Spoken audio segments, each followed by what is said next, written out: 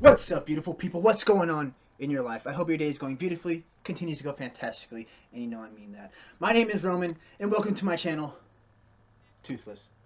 Today I have Ant-Man and the Wasp review.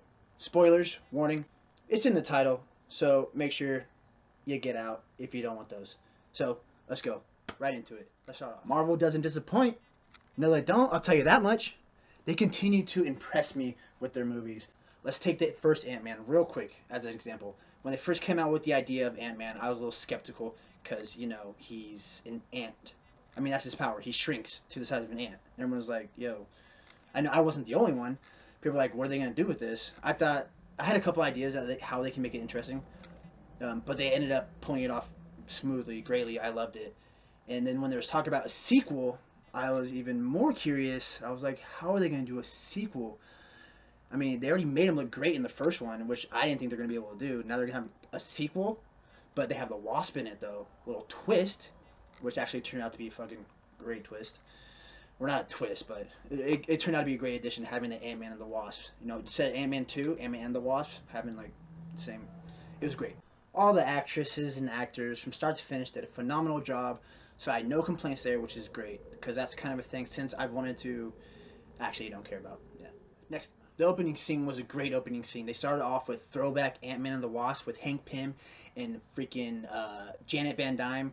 I know they showed a little bit of it in the first Ant-Man, but they showed it more in detail. And it was pretty dope, them taking out the nuclear warhead. Glad they tied in Civil War with that, telling us that he basically took the suit from Hank without telling him, made them fugitives, and that's why they hate his guts, pretty much. And so I'm glad that they told us that, because we didn't really know. I mean, we know he showed up for Civil War, but we didn't know exactly, like, what went down. I guess talk about a big key point is the villain. That's, like, the main point in every movie is the villain. So I think they did a great job. I know I'm saying they did a great job on everything. It's probably what most of this video is going to be about. But I like the fact that the villain wasn't really a villain. You know, she wasn't trying to take over the world. She wasn't psychotic. She wasn't trying to kill everyone. She was dying, essentially, and she was in pain, and she just wanted help. And she could have asked for help, sure, but I mean, the accident that happened to her when she was a kid, so she's gonna be super scared right off the bat. And then Shield took her in, trained her to kill people, lied to her, this and that. So she obviously has trust issues. So I can see why she doesn't trust anybody.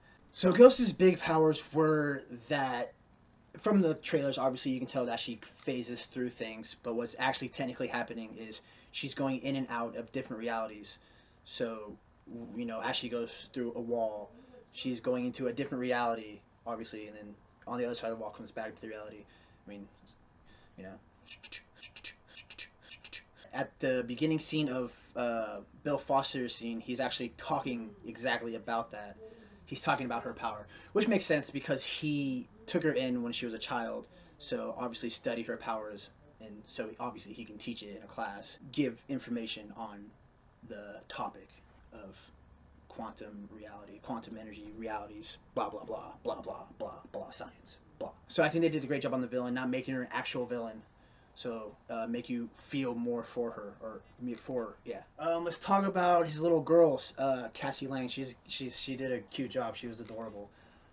Her and Paul Rudd together, the whole daughter-father relationship was cute. I liked it. Cool thing about Cassie though is that in the comics, her name is Stature. She's a superhero.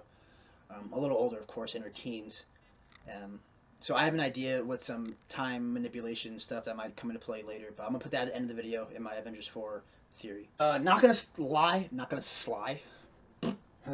lie, the fight scenes were dope. The Wasp, I think, kind of stolen from Ant-Man because she had all the cool fight scenes, but she was such a badass doing it, I didn't even give a fuck. I was like, do you think, girl? It was sexy as shit. You see that? Oh, they had a great supporting comedic cast with Michael Pena and Randall Park. I know Michael Pena was in the last one. He did a phenomenal job. In this one, another phenomenal job. That guy is hilarious. But then they threw Randall Park into the lead detective position, or the FBI guy who watches over Scott Lang. And he did a hilarious part. He made me crack up from beginning to end. Before I get into my Avengers 4 theory, two things. One, little Easter egg. You guys probably didn't know this. I didn't know this till about a day ago. Back in Iron Man 2, Tony Stark was talking to Jarvis, telling him to open up files in Project Goliath, Project Pegasus, and forgot the last one. But Project Goliath is Easter egg for Bill Foster, Hank Pym, Project Goliath, and Ant-Man and the Wasp. So that's pretty cool. Project Pegasus is Captain Marvel. I'll talk about that when my Captain Marvel's videos start dropping.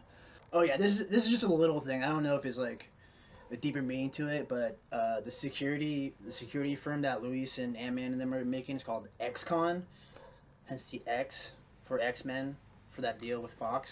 That's gonna go through maybe next year, hopefully. I don't know. Little Easter egg there. We'll see. But how about that mid-credit scene though?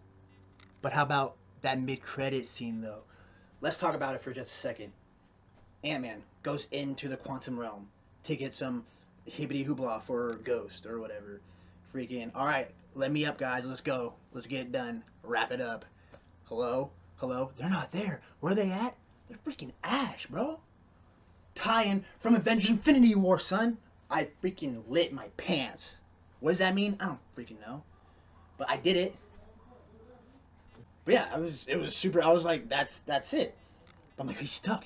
He's stuck down there. How the hell is he gonna get out? Theory time. Okay, so all this talk about multiple realities, blah blah blah, and then at the end, Janet Van Dyne mentioned time vortexes. Time vortex. Multiple realities. All this different stuff that they can use for Avengers 4. Because we know that they're going to have to get the gauntlet back, or they're going to have to assemble the Infinity Stones somehow. The gauntlet's destroyed, Thanos has the stones, so what do? Do they go back in time? Do they go into different realities? Does Scott Lang help them out with that? Does Scott Lang come out of the vortex in the future and see what has happened? Like, what? Is that when Cassie Lang is a teenager growing up in stature? Is that why there's casting calls for a teenage Cassie Lang? Did I say that? Yeah, I found that out. That was cool.